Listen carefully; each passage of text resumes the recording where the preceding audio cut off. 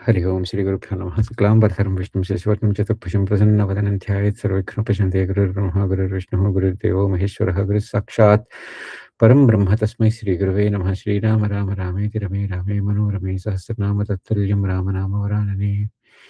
वामे भूमिसुता पुरश्चान्मान् पश्चात् सुमित्रसुतः शत्रुघ्नो भरतश्च पार्श्वदलयोः वायव्याधिकोणेषु च सुग्रीवश्च विभीषणश्च विराट्तारासुतो जाम्बवान् मध्ये नीलसरोजकोमलरुचिं रामं भजे श्यामलं श्रीरामं भजे श्यामलं। श्रीरामो रामभद्रश्च रामचन्द्रश्च शाश्वतः राजीवलोचनः श्रीमान् राजेन्द्रो रघुपुङ्गवः कूजन्तं राम रामेति मधुरं मधुराक्षरम् आरुह्य कविताशाखां वन्दे वाल्मीकिकोकिलं गोष्पदीकृतवारासिं मशकीकृतराक्षसं रामायणमहामालारत्नं వందే అనిలాత్మజం. మనం క్రితంసారి ఒక సర్గ మధ్యలో ఆగున్నాం. ఆ సర్గ పేరు ఆహ్, దైవ దైవ వర్ణనం. అంటే బేసిక్‌గా ఏంటంటే అసలు దేవుడనేవాడు ఎవడు? ఏమిటి? దైవం అనేటువంటి శబ్దానికి ఏంటి? దైవ శబ్దానికి అర్థం ఏమిటి? ఇది సర్గకి పేరు. దైవ శబ్దార్థ నిరూపణ. అక్కడ మనం సగంలో ఆగి ఉన్నాం.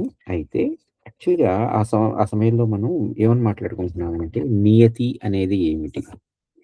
ప్రతీదీ కూడా ఆ ఆత్మ పదార్థం యొక్క నియతి అంటే అంటే అది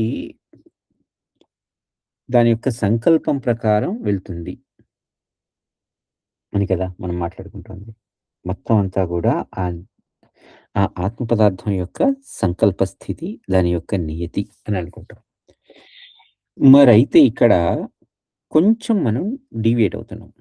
ఏంటంటే, దీనికి కర్మ సిద్ధాంతానికి ఏమైనా సంబంధం ఉందా? ఎందుకంటే ప్రతీదీ మనకేంటంటే, ప్రతీదీ కూడా ఒక కర్మ ప్రకారమే జరుగుతుంది. ఇప్పుడు ఆఖరికి మనిషి ఎంత నిశ్చలంగా కూర్చొని ఉన్నా కూడా, ఆ నిశ్చలత్వం కూడా ఒక కర్మే కదా! ఒకవేళ అంత నిశ్చలంగా కూర్చున్నా కూడా మరి వాడేం పని చేయటం లేదా? అంటే వాడేం పని చేస్తున్నాడు అనేది పక్కన కనిపెడితే అసలు వాడి లోపల ఏం జరుగుతోంది? ఎందుకంటే వాడి లోపల ఉండేటువంటి నాడీ వ్యవస్థ గాని, రక్త ప్రసరణ గాని, హృదయ స్పందన గాని ఇవన్నీ కూడా పని జరగబట్టే కదా! అవన్నీ పని చేస్తుంటేనే వాడికి ప్రాణం ఉంది అని జెప్తారు. వాటిల్లో ఏ ఒక్కటి ఆగిపోయినా వాడు అంతకుముందు నిశ్చలంగా కూర్చున్నవాడు ఇక అచేతనుడయిపోతాడు. చేతనం లేదు ఏముండదు. అంటే ఇక్కడ ఆ రెండింటికి ఏంటి మరి? ఇప్పుడు ఎందుకంటే నియతి అనే దానికి, అలానే కర్మ సిద్ధాంతానికి ఏంటి పోలిక? కదా! సో, ఈ రెండింటి గురించి ఏమని చెప్తారంటే వశిష్ఠ మహర్షి, "రామా,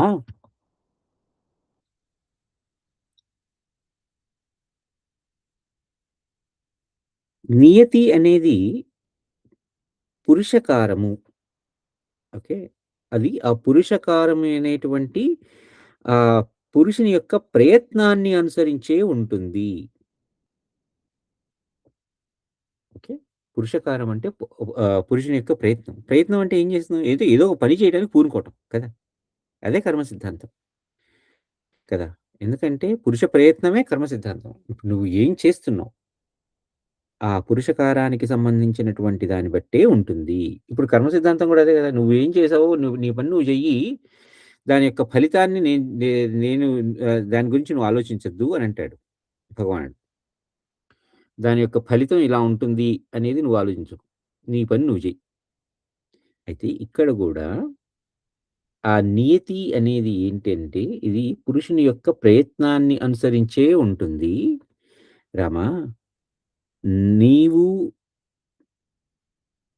ఈ ఆఖరికి నువ్వు నన్నడిగావు గదా! అసలు పురుషకారం అంటే ఏమిటి? దైవం అంటే ఏమిటి? ఇంత ఈ ఆత్మతత్వం అంటే ఏమిటి? ఇవన్నీ కూడా నువ్వడిగావు నన్ను. అలా అని వాటికి నేను వివరంగా సమాధానం చెప్తున్నా. అలా అని దానిని నువ్వు పాలిస్తావు. పరిపాలిస్తావు. అంటే దాన్ని అనుసరిస్తావు. ఇవన్నీ కూడా ఆ నియతి యొక్క ఫలమే. ఓకే. ఇదేంటంటే ఈ నియతి అంటే అసలు మరి ప్రతీదీ ఇప్పుడు మనం అంటాం గదా! సో, ఇప్పుడు ప్రతీదీ ఆ భగవంతుడే జేస్తున్నాడు, భగవంతుడే జేస్తున్నాడు అన్నప్పుడు నేనెందుకు జేయాలి? అసలు నేనెందుకు పోయి ఖాళీగా కూర్చోవచ్చు గదా! మనం మాట్లాడుకుంటుంటాం అప్పుడెప్పుడైనా. ఎప్పుడైనా దేవుడి మీద విసుగు పుట్టినప్పుడు, దేవుడి మీద విరక్తి పుట్టినప్పుడు, ప్రతిదానికి ఆయనే జేస్తున్నాడు, ఆయనే జేస్తున్నాడు అన్నప్పుడు నేనెందుకు జేయాలి అని. రైట్. అక్కడ కూడా ఆ ఆలోచన కలగటం గూడా నియతే. ఆ ఆలోచన కలగటం కూడా పురుష ప్రయత్నమే. అంటే ఈ రెండింటికి మధ్య భేదం లేదు. కర్మ సిద్ధాంతానికి గాని, నియతికి గాని ఏది కూడా వేరు వేరు కాదు. నరేణ పౌరుషేణైవ కార్యే సత్తాత్మకే ఉభే ఈదృశ్యే ఈదృశ్యేతేన నియతిరేవం నియతి పౌరుషే. పృష్టవ్యోహం త్వయా రామ దైవ పౌరుష నిర్ణయః మదుక్తం పౌరుషపాల్యం త్వయేతి నియతి స్థితాః. రామా, ఈ నియతిని అనుసరించే పురుషకారం అనేది ఉంటుంది. పురుష ప్రయత్నం అనేది ఉంటుంది. ఆఖరికి నువ్వు నన్ను ఈ దైవం గురించి, ఆత్మ గురించి, ఈ బ్రహ్మ పదార్థం గురించి ఇవన్నీ తెలుసుకోవాలనేటువంటి ఉత్సుకత నీలో కలగటం గురించి, వాటికి నేను సమాధానం చెప్పటం గురించి ఇవన్నీ కూడా ఆ నియతి యొక్క ఫలమే. ఇప్పుడు ఆఖరికి ఇందాక మనం అనుకున్నాం గదా! నిశ్చలంగా కూర్చోవడం. నేను జెయ్యను ఈ పని. అని అసలు ఏ పని చేయకుండా నిశ్చలంగా కూర్చోవటం కూడా నిశ్చల చేష్టుడై ఉండటం కూడా ఒక నియతియే. ఓకే. మరి ఏమీ ఒనర్పకుండా కూర్చుంటే పూర్వం ఉన్నట్లే ఉండాలి అని అనుకుంటే అట్లా అలా జరగాలి అని అనుకుంటే కూడా దానికి కలిగేటువంటి బుద్ధి కూడా దాని వలన జరిగేటువంటి ఆ కర్మలు, ఆ కర్మల వలన కలిగేటువంటి భౌతికమైనటువంటి వికారాలు, ఇవన్నీ కూడా ఆ నియతి యొక్క ఫలమే. అందువలన కేవలం త్వితమాకల్పం స్థిత్యా భావ్యమితి స్థితాః. కల్పారంభం నుండి ఆఖరికి ప్రళయం వరకు జరిగేటువంటివన్నీ కూడా నియతి యొక్క ఫలితమే. నియతి వలననే జరుగుతున్నాయి. అవశ్యం భవితవ్యైషా త్విదమిత్తమితి స్థితిః న శక్యతే లంఘయితుమపి రుద్రాది రుద్రాది బుద్ధిభిః. అవశ్యంగా జరగవలసిన దానిని రుద్రుడు మున్నగు వారి యొక్క బుద్ధి కూడా అతిక్రమింపజాలదు. అది జరిగే తీరును. అంటే ఇక్కడ ఆఖరికి అగ్ని. ఓకే. అగ్ని కాల్చుతుంది. అగ్ని వేడిగా ఉంటుంది. దాన్ని పట్టుకుంటే కాలుతుంది అనేది కూడా ఆ నియతియే. పౌరుషం న పరిత్యాజ్యం ఏతామాశ్రిత్య ధీమతా పౌరుషేణైవ రూపేణ నియతిః ఇ ఇని ఇహ నియామక. ఇహ నియామిక. అంటే ఈ నియతిని ఆశ్రయించే ఈ నియతిని ఆశ్రయించి నువ్వు ఈ ప్రయత్నాన్ని ఆపకూడదు. ఎందుకంటే 2 మళ్ళీ ఒకటే. నీ అది అది జరుగుతుంది గదా! దానంతట అది జరుగుతుంది గదా! అని నువ్వు వదిలేయటం కూడా నియతే. అది జరగకపోవటం అది నియతే. ఇది జరగటం అది నియతే. ఎందుకంటే నియతి అనేది ఆ పురుషకారం అంటే దాని యొక్క ఆ కర్మ ఫలితమే ఫలితంగానే అవుతోంది. ఒక పనిని అనుసరించి ఇంకొక పని, ఇంకొక పనిని అనుసరించి ఇంకొక పని. ఇలా ఏ పని చెయ్యకపోవడం గూడా ఒక పనే. ఇలా ప్రతీదీ కూడా ఈ నియతి యొక్క మూలమే. అంటే ఈ ప్రతి దానికి కూడా ఈ నియతే మూలంగా ఉన్నది. అపౌరుషం హి నియతిః పౌరుషం సైవ సర్గగా నిష్ఫలా పౌరుషౌకార సఫల పౌరుషాత్మిక. నిష్ఫలా నిష్ఫలా పౌరుషాకార సఫల పౌరుషాత్మిక. ఇక్కడ నిష్ఫల అపౌరుషాకార అలా చదవాలి. దాన్నక్కడ ఆహ్, ఆ సంధి అక్కడ అలా అలా పెట్టితే నిష్ఫల అపౌరుషాకార. అంటే ఈశ్వర సంకల్పంలో అరుదించినప్పుడు దాన్ని నియతి అని, పురుషకారంతో జరిగినప్పుడు దాన్ని కర్మ అని, అంటే ఒకటి ఇప్పుడు అంటే ఇక్కడ మళ్ళీ మనకి జీవుడు, ఆత్మ ఇవన్నీ భేదం మళ్ళీ ఇది తర్వాతొస్తుంది యాక్చువల్‌గా మనకి తర్వాత మాట్లాడుకుంటాం. అసలు మరి జీవుడు అనేటువంటి భేదం ఎక్కడ కలిగింది? ఇంత నియతిలో జీవుడు అనేటువంటి వాడికి ఆ స్ఫురణ ఎలా కలిగింది? అని రాములు వారు అడుగుతారు. అక్కడ మనం అక్కడ అక్కడ మాట్లాడుకుందాం. అయితే ఇక్కడేమంటారంటే ఇది పురుష ప్రయత్నంతో వివక్షింపబడక, ఈశ్వర సంకల్ప రూపమున అరుదించినప్పుడు అది నియతి అని, అలానే సృష్టి రూపంలో అరుదించినప్పుడు అది కర్మ అని చెప్పబడుతోంది.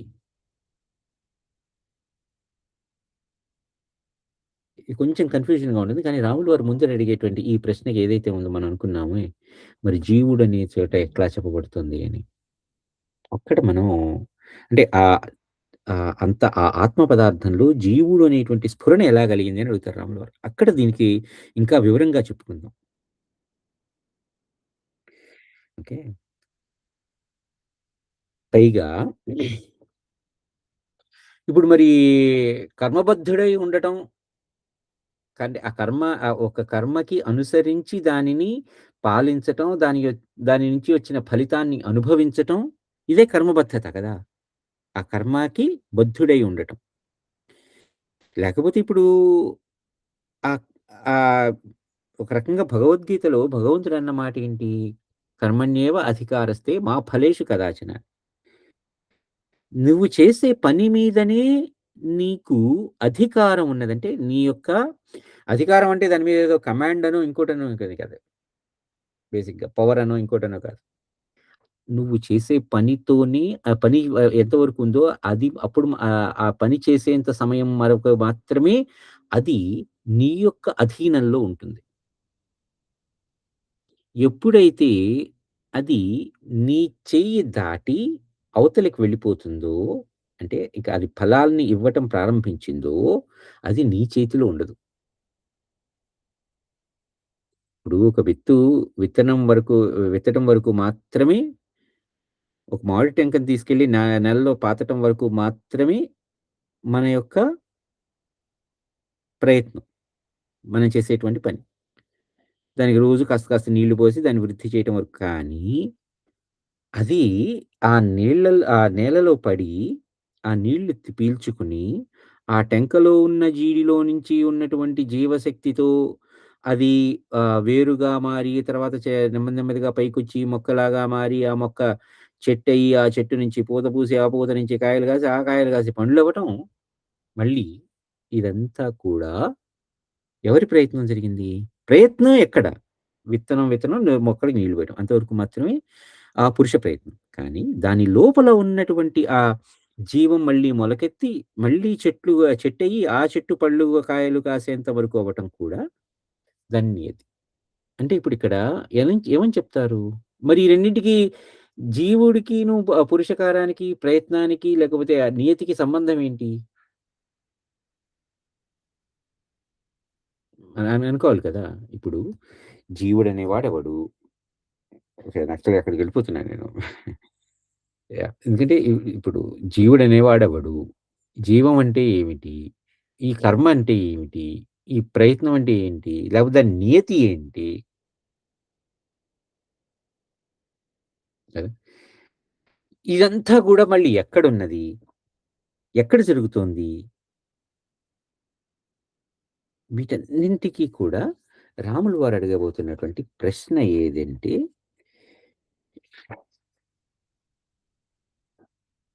స్వామి స్వానుభూతి ప్రమాణేస్మిన్ బ్రహ్మణి బ్రహ్మ బృంహితే కథం సత్తామవాప్నోతి జీవకో ద్వైతవర్జితే.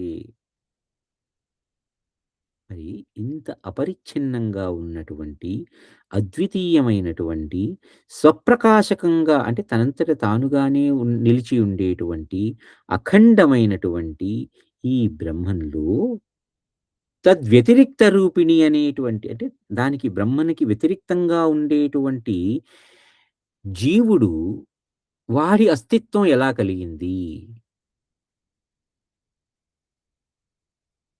ఓకే. ఇప్పుడు నేను పని చేశాను. నేను వెళ్ళి ఆహ్, నేలలో ఆ విత్తనం విత్తాను. ఆ తర్వాత నేను రోజు దానికి పోషణ అందించాను. నీళ్లు పోయటము, ఎరువులు వేయటము, దానికి సంబంధించిన పోషణని నేను అందించాను. ఆహ్, ఆ వి వి ఆ విత్తనానికి సంబంధించినటువంటి లక్షణం ఏదైతే ఉందో, అది నీటిని గ్రహించి, ఎరువుల్ని గ్రహించి, అక్కడి నుంచి మొక్కలాగా మారి, అక్కడి నుంచి చెట్టులాగా అవ్వటం, అక్కడి నుంచి పండ్లు, కాయలు కాయటం, ఇవన్నీ కూడా మరి పురుష ప్రయత్నం నుంచే వచ్చినాయి అని అంటున్నప్పుడు, ఇంత దాంట్లో ఇదంతా ఆత్మ పదార్థం అనే చెప్తున్నారు కదా! పైగా అది అపరిచ్ఛిన్నం అంటున్నారు కదా! అద్వితీయం అని అంటున్నారు కదా! అఖండం అని అంటున్నారు కదా! మరి దీంట్లో నేను అని ఇందాక నుంచి నేను మాట్లాడుతున్నటువంటి ఆ శబ్దం ఎక్కడి నుంచొచ్చింది? జీవుడనేవాడు ఎక్కడి నుంచొచ్చాడు? కదా! కథం సత్తాం అవాప్నోతి జీవకో ద్వైతవర్జితే. ఇప్పుడు రాములు వారు అడిగిన ప్రశ్నకి సమాధానం అంటే ఆ నియతిలో అంటే ఆ ఆత్మ పదార్థం ఇప్పుడు నియతి, ఆత్మ 2 అంటే ఒకటైపోయింది. ఎందుకంటే ఆ ఆత్మ పదార్థంలో ఉన్న దాని లక్షణమే నియతి అంటారు. నియతి ఎక్కడైతే ఉంటుందో అదే ఆత్మ పదార్థం అంటారు. అంటే 2 ఒకటే కదా! ఇప్పుడు నీటికి సముద్రంలోకెళ్ళినప్పుడు చూసే నీరు, ఆ నీటికి సంబంధించిన అలలు 2 వేరు వేరా? దాని యొక్క లక్షణమే అల. ఆ లక్షణమే నీరు కదా! మరిప్పుడు ఇందాక నుంచి ఏ ఈ జీవుడు అనేటువంటి భావన ఎలా కలిగింది? మీరు ఒక్కసారి ఆలోచించండి. గంగాధర్ గారు, రమణి గారు, మురళి. ఒక్కసారి మీరు ఆలోచించండి. అంత ఆత్మ పదార్థంలో జీవుడు అనేటువంటి భావన ఎప్పుడు కలిగింది?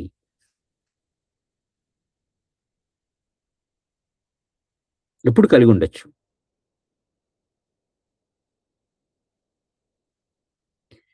నేను వెళ్ళి ఆ మామిడి టెంకని నేలలో నాటాను. నేను పోషిచ్చాను. నేను ఎరువులు వేశాను. నేను మొక్క మొలవడానికి కారణమయ్యాను. ఆ కారణమైన మొక్కకి పోషణ మళ్ళీ నేనే అందించాను. అది అలా ఎదిగింది. ఆ ఎదిగిన దానికి పండ్లు, కాయలు అది కాసింది. నేను రోజు దాన్ని పోషిస్తున్నాను. ఈ ఈ ఉదాహరణతో ఇప్పుడు మీరు నాకు చెప్పండి. ఆ ఆత్మ పదార్థంలో జీవుడు అనేటువంటి స్ఫురణ ఎప్పుడు కలిగుండొచ్చు?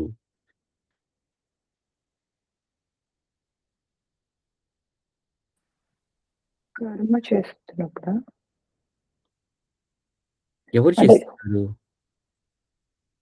అంటే నేను అని అంటే నేను అది ఆ! అదండి. వే ఆహ్, ఎక్సలెంట్. నేను అనే భావన కలిగినప్పుడు. అంటే అఖండమైన ఆ ఆత్మలో, ఆ ఆత్మ యొక్క సత్తలో ఎప్పుడైతే అహం అనేటువంటి భావన కలిగిందో ఓకేనా? ఆ అహం అనేటువంటి భావన కలిగినప్పుడు అక్కడ జీవుడు, జీవత్వం అనేటువంటి ఆలోచన కలిగింది. మనకి మళ్ళీ భాగవతంలోకెళ్తున్నాను. మళ్ళీ అదే మూడో అధ్యాయంలోకే వెళ్తున్నాం. అందులో సృష్టి విక్రమం ఎలా జరిగింది అన్నప్పుడు మొట్టమొదటగా విరాట్ రూపం వచ్చినప్పుడు మహత్తత్వం అనేటువంటి ఆలోచన కలిగినప్పుడు, ఆ మహత్తత్వంలో మొట్టమొదటిగా బ్రహ్మగారు ఏమంటారు? నేను మేల్కొన్నాను. నేను తపా తపా అనేటువంటి శబ్దాలు విన్నాను. నేను ఎవరో నాకు తపస్సు చేయమంటున్నారు అనేటువంటి ఆలోచన నాకు కలిగింది. ఆ కలిగిన దానిలో నుంచి నేను ఎవరో నాకు తపస్సు చేయమంటున్నారే అని చెప్పి నేను కళ్ళు మూసుకొని తపస్సు చేశాను. ఆ చేసిన తర్వాత అలా ఒక 100 దివ్య సంవత్సరాలు గడిచిన తర్వాత నాకు ఇక్కడ సృష్టి చెయ్యాలి అనేటువంటి ఆలోచన కలిగింది అని అంటారు. ఇప్పుడు చెప్పండి. సృష్టి అనేది బ్రహ్మగారు చేసిన తర్వాత ప్రారంభమైందా? లేకపోతే బ్రహ్మగారితోనే మొదలైందా? అంటే బ్రహ్మగారు అనేటువంటి ఆ ఆలోచన నేను అనేటువంటి ఆ భావనతోనే కదా కలిగింది. కదా! అంతకు మునుపు వరకు ఉన్నటువంటి నిర్వికల్ప అఖండమైనటువంటి, నిర్వికల్పమైనటువంటి ఆహ్, అద్వితీయమైనటువంటి ఆ పదార్థంలో, ఆ చేతనలో నేను అనేటువంటి ఆలోచన కలిగినప్పుడు, అక్కడ నుంచి నాకు సృష్టి చెయ్యాలి, సృష్టి జరగాలి అనేటువంటి ఆలోచన కలిగింది. అంటే ఇప్పుడు నేను అనేటువంటి ఆలోచన ఆ ప్రారంభంతో ఏం ప్రారంభమైంది? సృష్టి రచన ప్రారంభమైంది. సృష్టిలో ఏం చేశాం? జీవత్వాన్ని పెంపొందించాం. రకరకాలైనటువంటి జీవులు, రకరకాలైనటువంటి పదార్థాలు సృష్టి చేయబడ్డాయి. అంటే అఖండమైనటువంటి ఆ ఆత్మ పదార్థంలో నేను అనే ఆలోచన కలిగినప్పుడు జీవము లేకపోతే జీవుడు. ఇప్పుడు కేవలం ఆలోచన కలగటంతోనే జీవుడనేవాడు ఉద్భవించాడు. ఇప్పుడు ఆ ఆలోచన రూపం ఏదయింది? జీవత్వం లేకపోతే జీవుడు అనేటువంటి భావనని కలిగించి, ఒక భౌతికమైనటువంటి రూపంగా బయటకొచ్చింది. భౌతికం అంటే పంచభూతాలతో ఏర్పడినటువంటిది అనుకుందాం. భౌతికం అంటే ఇంకోటేం లేదు గదా! అంటే ఒక ఆలోచన భౌతికమైంది. అంటే ఆలోచన అనేది ఎక్కడ కలిగింది? మనస్సులో కలిగింది. కదా! ఇప్పుడు నేను ఒక ఆలోచిస్తున్నాను అంటే నేనెక్కడ ఆలోచిస్తున్నాను? దానికంటూ ఆలోచనకి ఒక రూపం అంటూ ఇవ్వాలి అంటే, దాన్ని భౌతికంగా నేను చూపించి, ఇది నా ఆలోచనా రూపం అని నేను చెప్పగలను. కానీ, ఆ భౌతికంగా ఏర్పడేంత మటుకు కూడా ఆ ఆలోచనకి రూపం ఎక్కడుంది? కదా! ఆలోచన అనేదే మానసికమైనటువంటి రైట్. మానసికంగా జరిగినటువంటి ఒక పరిణామంలో భౌతికం అనేది ఎక్కడైనా ఏర్పడుతుందా?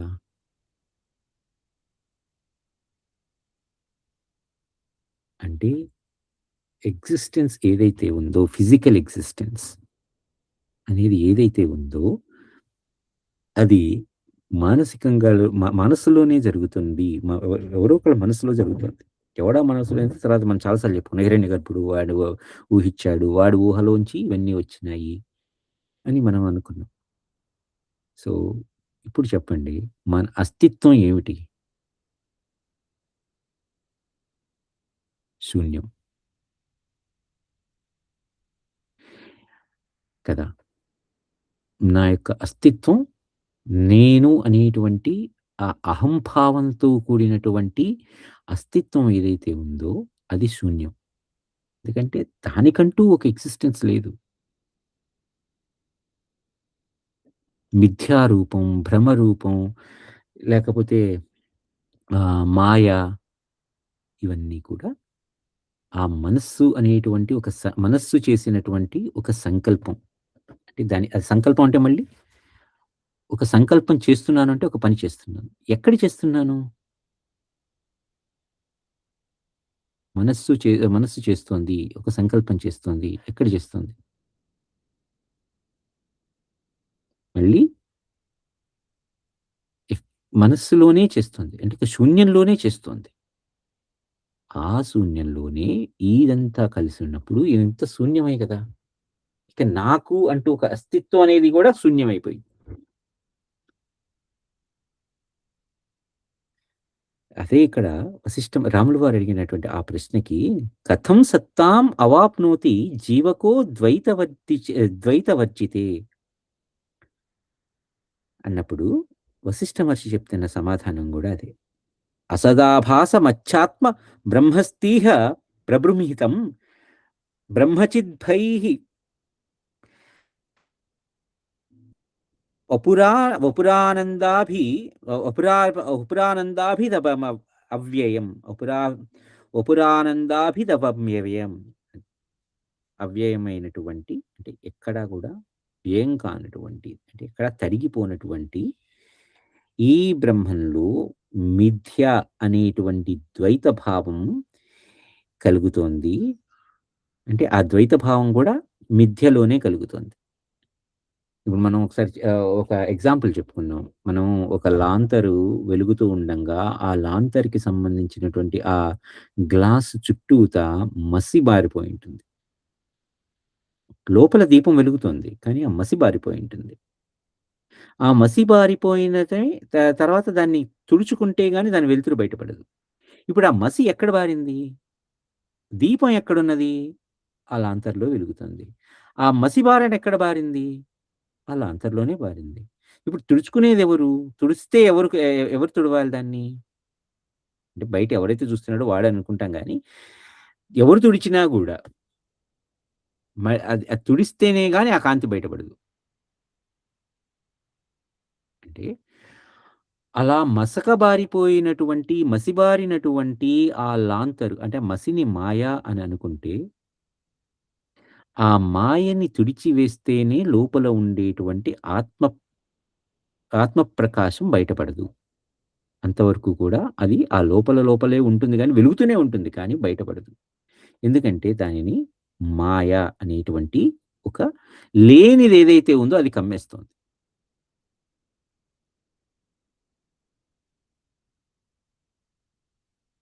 కదా! ఇది పైగా దీని విశాలమైనటువంటి చిదాకారం ఆత్మదర్శనా సమర్థులగు వారికి అత్యంత భీషణమై ఉన్నది అంటారు. అసదాభాసమచ్చాత్మ బ్రహ్మస్థీవ ప్రభృంహితం వపురా ఆనందాభిధి అవ్యయం. పైగా ఈ బ్రహ్మం నిర్మలము, సర్వవ్యాపము అయింది. అంటే ఇప్పుడు ఆ లాంతర్‌లో ఉన్నటువంటి ఆ మసిని తుడిచేస్తే ఆ కాంతి మొత్తం గదంతా గూడా వెలుగునిచ్చేస్తుంది. అంతేగాని ఆ కాంతి ఆ దీపం దగ్గర ఆగిపోదు గదా! అలాగే సర్వవ్యాపమైంది, నిర్మలమై ఉంటుంది ఆ కాంతి. దీని విశాల చిదాకారం ఏదైతే ఉందో అది ఆత్మదర్శనా సమర్థులగు వారికి. అంటే ఆత్మదర్శనని చెయ్యటంలో అసమర్థులైనటువంటి వారికి అది అత్యంత భీషణమై ఉన్నది. అంటే అత్యంత కఠినమై ఉన్నది. చూడలేకపోతే మాయలోనే కూరుకుపోయిన వాళ్ళకి. తస్య తస్య యత్ సమమాపూర్ణం శుద్ధం శుద్ధం సత్తమచిహ్నితం తద్విదామప్యనిర్దేశం తచ్ఛాంతం పరమం పదం. ఇది ఉపాధిరహితం, పరిపూర్ణం, సత్వమయం అయినటువంటి దీని స్థితిని పండితులు కూడా నిర్దేశింపజాలరు. దీనిని శాంతిమయమైనటువంటి పరమపదం అంటారు. ఇది ఆ పరమాత్మ యొక్క ఆద్య స్వరూపము. మొట్టమొదటి స్వరూపం ఏదయ్యా అంటే, ఆ పరమాత్మ యొక్క ఆద్య స్వరూపం ఏదయ్యా అంటే, ఈ శుద్ధమైనటువంటి, సత్యమైనటువంటి, నిర్మలమైనటువంటి స్థితి. ఈ బ్రహ్మమే ఒక ఉపాధితో కూడి అది ఆ సంవిదాత్మకమైనటువంటి ప్రాణాన్ని ధరించి ఆ ప్రాణ భావనలో మునిగి, ఆ జీవుడే నేను, ఈ దేహమే నేను అనే భావన కలిగినప్పుడు, అక్కడ దానికి ఆ మాయావరణలో దానిని జీవుడు అని చెప్పబడుతున్నది. పైగా యథా వాతస్య చలనం కృశానోరుష్ణతా యథా శీతతాప తుషారస్య తథా జీవత్వమాత్మనః. ఒ ఒక్ ఒక్కసారి జీవుడు అనే దానికి ఇంకొకసారి ఒకసారి చెప్పరాండి? అంటే ఇప్పుడు పర్ ఇక్కడ ఒక్క నిమిషం మీరు ఆలోచించండి. మొట్టమొదటగా ఏమీ లేదు అనే మాటలో మనకి ఏం భావన కలిగింది? ఏమీ లేదు అనే మాటలో ఏం భావన కలిగింది? ఒక్కసారి మీరు ఆలోచించండి దాన్ని. మొట్టమొదటగా ఏమీ లేదు. ఆ ఏమీ లేని చోట అహం అనేటువంటి ఆలోచన కలిగింది. ఆ కలిగినప్పటి నుంచి ఆ అహం అనే కలిగినప్పుడు దానిలో జీవుడు అనేటువంటి భావన కలిగింది. అని చెప్పాననుకోండి. మీకు అసలు దానిని మొట్టమొదటగా ఏమీ లేదురా అనన్నప్పుడు, ఇంకా ఏమీ లేనప్పుడు దానిలో అహం అనే భావన ఎలా కలిగింది అని అడగాలి కదా! మనం ఆలోచించాలి కదా! వశిష్ఠ మహర్షి చెప్పిందేంటిది? ఈ బ్రహ్మంలో మిథ్య అయినటువంటి ద్వైత భావం కలుగుతోంది. ఆ అయితే యాక్చువల్‌గా ఆ బ్రహ్మం ఏమై ఉన్నది? అది నిర్మలమైనది, సర్వవ్యాపమైంది. కానీ ఎప్పుడైతే ఇది మిథ్య అనే భావన కలిగి దానిలో అహం అనేటువంటి భావన పొడజూపిందో, అక్కడ అక్కడ జీవము అనేది ప్రారంభమైనది కదా! అప్పుడు అక్కడ నేను అనేటువంటి ఆలోచన అందుకని భాగవతంలో కూడా సృష్టి రచన అలానే ఉంటుంది అది. మనకి మనం దాన్ని సరిగ్గా అర్థం చేసుకోకపోతే మనకెలా ఉంటుందంటే మొట్టమొదటిగా ఆహ్, విరాట్ రూపం అదే మహత్తత్వం వచ్చింది. మహత్తత్వాన్ని నుంచి విరాట్ రూపం వచ్చింది. ఆ విరాట్ రూపంలో నుంచి ఆహ్, నేను పుట్టాను. నేను అనే ఆలోచన కలిగిన తర్వాత ఇదంతా మనకి ఎలా కనిపిస్తుందంటే పైపైన బ్రహ్మగారు చెప్తున్నప్పుడు మొట్టమొదటిగా వచ్చినప్పుడు నేను పుట్టాను అని అంటారాయన. ఓకేనండి. ఇక్కడ మనకి ఈ నేను పుట్టాను అంటే ఏం పుట్టింది? నేను అనేటువంటి ఆలోచన పుట్టింది. కదా! నేను అనేటువంటి ఒక ఆలోచన పుట్టింది. ఆ ఆలోచనలో నుంచి ఎప్పుడైతే నేను అనే ఆలోచన కలిగిందో నాలో, నువ్వు అనే ఆలోచన గూడా వస్తుంది. అంటే నేను కానిది వేరేదైనా ఉన్నదా? అనే ఆలోచన వస్తుంది. కదా! ఆబ్వియస్ అది. ఎందుకంటే ఇప్పుడు అక్కడ ఒకటి ఉన్నది అంటే ఒక్కటే ఉన్నదా? అనే ప్రశ్నొస్తుంది. అంటే ఆ ఒక్కటే ఉన్నదా అనే ప్రశ్న వెనకాల ఉండేటువంటి ఆలోచనేంటి? రెండోదేమైనా ఉందా? రెండోది లేదా? అనేది కదా! మీరొక్కసారి ఆలోచించండి. నీ అక్కడ ఒకటి ఉన్నది అని చెప్పా. ఎందుకంటే మామూలుగా మనం నాటు భాషలో చెప్పాలంటే, రాజుగారి పెద్ద పెళ్ళాం మంచిది అని అంటారు. అన్నారనుకోండి ఎవరైనా. ఇమ్మీడియేట్‌గా వచ్చే ప్రశ్న ఏంటి? "ఏయ్! చిన్న భార్య మంచిది కాదా?" అనొస్తుంది. లేకపోతే చిన్న భార్య ఇంకా మంచిదా? అని ప్రశ్న. అంటే అక్కడ రాజుగారి పెద్ద భార్య మంచిది అనే మాటలో ఏ ఇన్ఫర్మేషన్ మనకి గ్రాస్ప్ చేస్తున్నాం? ఒక రాజుగారున్నారు. ఓకే. రాజుగారికి పెద్ద భార్య అనే ఆ పెద్ద అనే మాటలో రాజుగారి భార్య మంచిదంటే ఒక్కతే ఉన్నదో లేకపోతే ఎంతమందున్నారో తెలీదనుకోవచ్చు. కానీ పెద్ద భార్య అనే ఆ పెద్ద అనే మాటలో నాకు ఏమని స్ఫురిస్తోంది? ఆవిడ కాక ఇంకొకళ్ళున్నారేమో అనేటువంటి భాష స్ఫురించింది. అనే అర్థం స్ఫురిస్తుంది.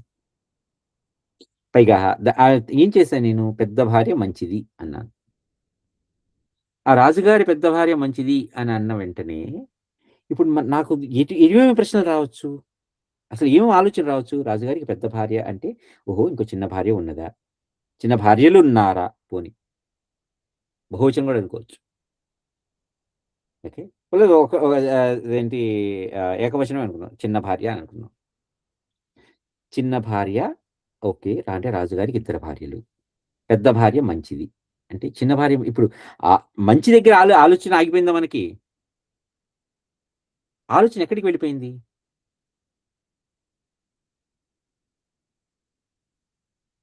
చిన్న భార్య మంచిది అంటే, ఓహో! ఈవిడ చెడ్డదయ్యుండొచ్చు. లేదా ఇంకా మంచిదయ్యుండొచ్చు. మనం కొంచెం పాజిటివ్‌గా ఆలోచిస్తాం కాబట్టి. అంటే ఇప్పుడు ఆ ఒక్క మాటలో నాకు ఎంత వివరంలో ఆలోచించానో చూడండి. ఓ రాజుగారు ఉన్నారు. రాజుగారి పెద్ద భార్య అంటే, ఓహో! రాజుగారికి చిన్న భార్య ఉంది. ఆవిడ మంచిదంటున్నారు. అంటే ఈవిడ గయ్యాళిదయ్యుండొచ్చు. లేకపోతే ఈవిడ ఇంకా మంచిదయ్యుండొచ్చు. అసలు ఎందుకు కంపారిజన్ వచ్చింది అనేటువంటి ఆలోచన కూడా రావచ్చు నాకు మళ్ళీ. అంటే నా ఆలోచన విస్తృతి పెరిగిపోతోంది. ఒక్క మాటతో నా ఆలోచన విస్తృతి ఎలా పెరిగిందో చూడండి. అంటే అంతవరకు ఏ ఆలోచన లేకుండా నాలో నిశ్చలంగా ఉన్నటువంటి ఒక భావన, ఒక బీజం పడటంతో ఎంత విస్తరిల్లిపోయింది. ఆ బీజం ఏది?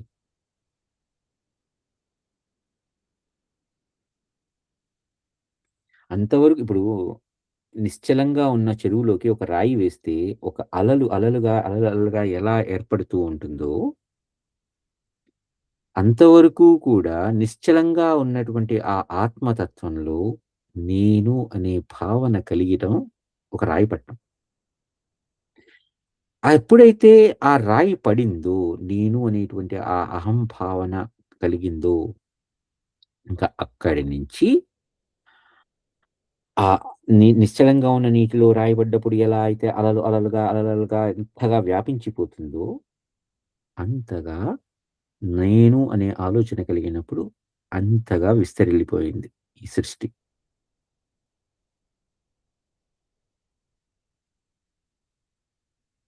ఓకే అండి. ఈ ఆలోచన పడి నేను అనే ఆలోచన కలగటమే జీవ లక్షణం. వాడు జీవుడు. ఎందుకంటే ఆ భావన నేను అనే భావన ఎవరిని సూచిస్తుంటుంది? తనలోనే వేరే ఎవరైనా ఉన్నారా అనేటువంటి భావనతో కలుగుతుంది.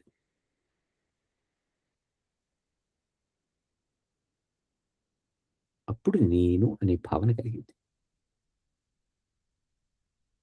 ఎప్పుడైతే అసలు అంత నిశ్చలంగా ఉన్న ఆ సరస్సులోకి ఎటువంటి అలజడి లేకుండా ఉంటే, అది ఎంత నిర్మలంగా, ఎంత అప్రయత్నంగా, ఎంత నిశ్చలంగా ఎలా ఉంటుంది. ఇప్పుడు ఇంకొకటి. మరి ఈ అలలు ఆ సరస్సులో చిన్న రాయి పడితే ఒక అలలుగా తెరగుగా అలా పెరుగుతూ ఒకదాని వెనకాల ఒకటి, ఒకదాని వెనకాల ఒకటి అలా వచ్చేయటం ఓకే అండి. అది ఎక్కడ జరిగింది? నీటిలోనే జరిగింది కదా! ఇప్పుడు ఆ అలకి, ఆ నీటికి ఏమైనా తేడా ఉన్నదా? కేవలం ఒక అలజడితోనే ఆ నీటి యొక్క ఆకారాలు అలా పైకి పడి, కిందకి లేచి, పైకి పడి, కిందకి లేచి, పైకి లేచి, కిందకి పడి పైకి పడటం కాదండి. పైకి ఎక్కేసి కింద పడటం. అదంతా ఏర్పడింది. అంటే కేవలం ఒక ఆలోచనతో ఆత్మమయంగా ఉన్నటువంటి దానిలో అనాత్మమయమైనటువంటి ఒక భావన కలిగింది. అల అనేటువంటిది ఒక అనాత్మ. కానీ ఆ అనాత్మలో కూడా ఆత్మే ఉన్నది. కానీ అది నీరే. దాని యొక్క ఆకారాలు పైకి కిందకి పడటం, లేవటం, పైకి మళ్ళీ కిందకి పడటం, మళ్ళీ పైకి లేవటం, కిందకి పడటం, పైకి లేవటం ఇలా ఒక అల ఆకారంగా తీసుకుందంతే. అలా ఆకారంగా తీసుకోవటం అది మిథ్యాత్మ భావనతో ఉన్నది.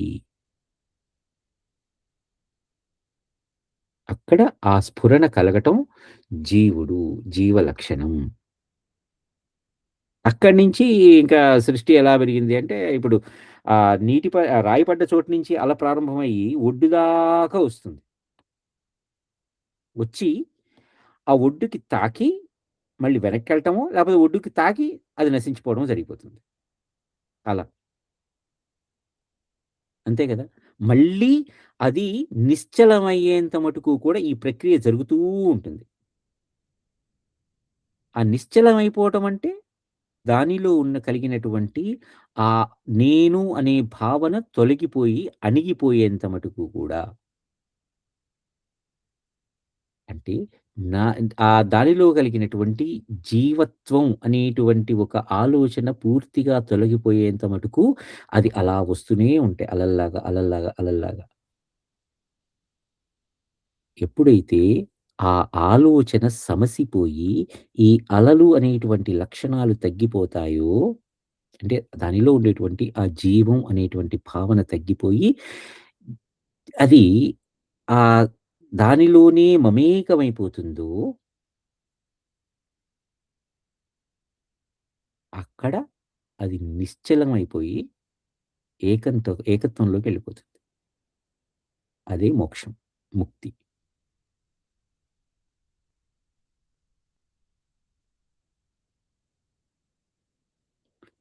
ఎందుకంటే ఆ అలలు వచ్చి మళ్ళీ అదే ఎగ్జాంపుల్‌కెళ్తున్నాను. ఆ అలలు వచ్చి ఆ ఒడ్డుకి తాకి అవి నశించిపోతాయి. లేదంటే మళ్ళీ వెనక్కి వెళ్తాయి. మళ్ళీ అలా ముందుకి, ముందుకి, ముందుకి, వెనక్కి వెళ్ళి ఆ డోలాయమానంలోకి వెళ్ళిపోయి, ఆ తర్వాత నెమ్మది నెమ్మదిగా, నెమ్మది నెమ్మదిగా దాని యొక్క ఉధృతి తగ్గి, కాలం గడిచే కొద్దీ దానిలో ఒక నిశ్చేష్టత ఏర్పడిపోతుంది. నిశ్చలత్వం ఏర్పడిపోతుంది. ఇప్పుడు ఆ ఒడ్డుకి వచ్చి అది నశించిపోవటం అనేది ఏదైతే ఉందో, లయించిపోయిందక్కడది.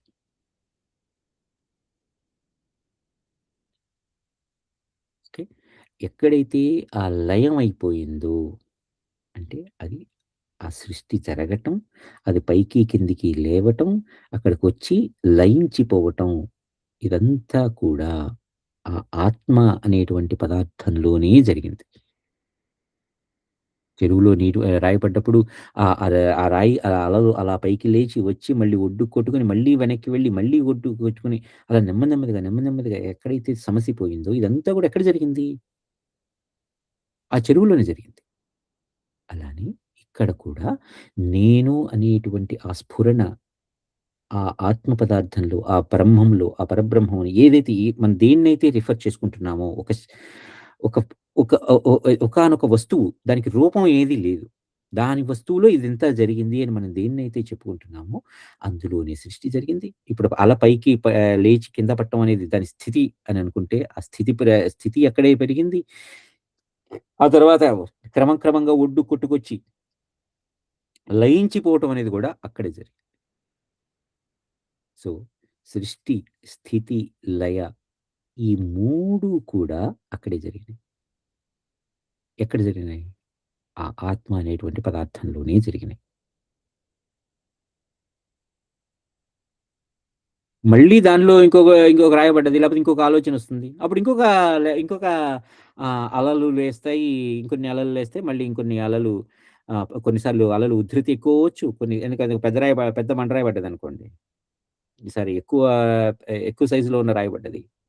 అంటే అహంభావం ఇంకాస్త ఎక్కువొచ్చింది. అప్పుడు ఇంకా అలలు పెద్ద ఎత్తున రేగొచ్చు. లేపోతే ఇంతకు మునుపు చిన్న రాయితో పట్టొచ్చు. అంటే ఇంకా అలలు చాలా చిన్నగా రావచ్చు.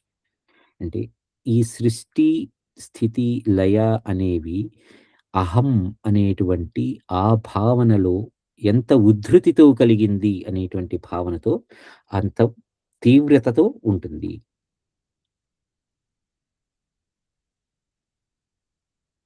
ఇదంతా కూడా ఆ జీవుని యొక్క లక్షణం. అంటే కేవలం ఒక ఆలోచనతోనే నేను జీవుడని అనేటువంటి ఆలోచనతో కలిగింది. అలా ఆలోచన ఇప్పుడు అలా ఆ ఆ చెరువులో పడ్డ రాయి మూలంగా వచ్చినటువంటి అల 360 డిగ్రీల కోణంలోనూ వెళ్తుంది. అంటే ఒక వృత్తాకారంగా వెళ్ళిపోతుంది. అంటే అనంతమైనటువంటి బిందు సమూహంగా వెళ్ళిపోతుంది. అలానే అనంతమైనటువంటి అలలుగా పైకి లేస్తుంది. ఎన్ని అలలొచ్చినాయో కౌంట్ చేయగలమా మనం?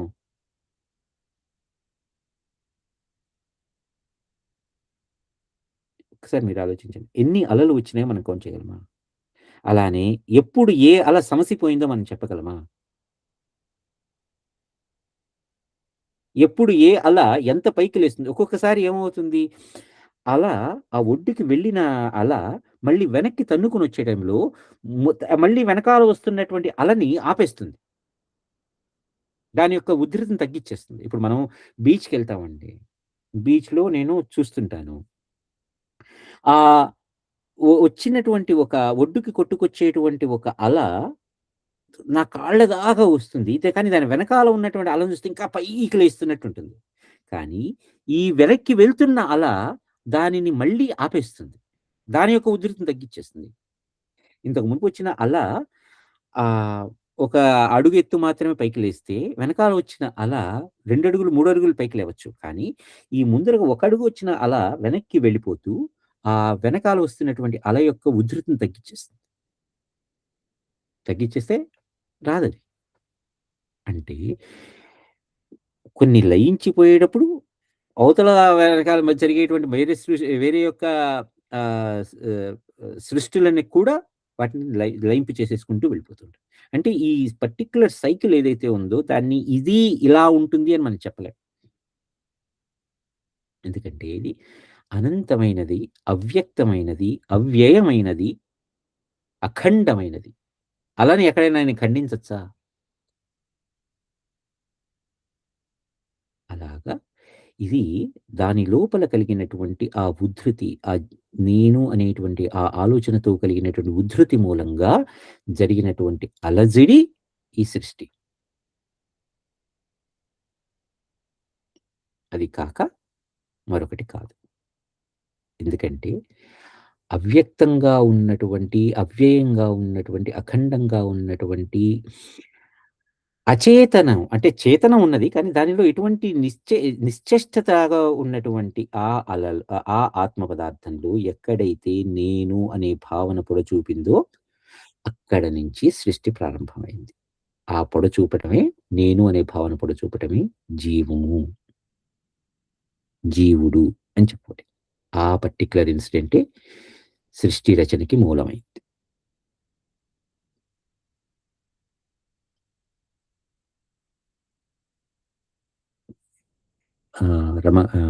రమణి గారు మీకు ఆహ్, సమాధానం ఆహ్, తగినట్టుగా అనిపించిందా మీ ప్రశ్నకి? ఆ! ఇప్పుడు చాలా క్లారిటీ వచ్చిందండి. ఓకే. థాంక్స్.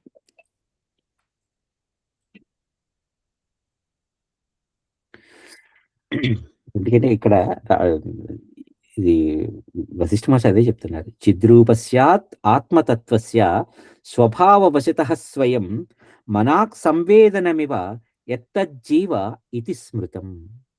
చిద్రూపమైనటువంటి ఈ ఆత్మతత్వంలో స్వభావవశమున కలిగేటువంటి పరిచ్ఛిన్నత్వమే జీవుడు అని చెప్పబడుతున్నది. పరిచ్ఛిన్నమైంది. అంటే అదంతా గూడా మళ్ళీ ఆ ఆత్మ లక్షణమే. నేను అనే భావన కలగటం కూడా ఆత్మ లక్షణమే. అదెక్కడ కలిగిందంటే అది ఆత్మలోనే కలిగింది.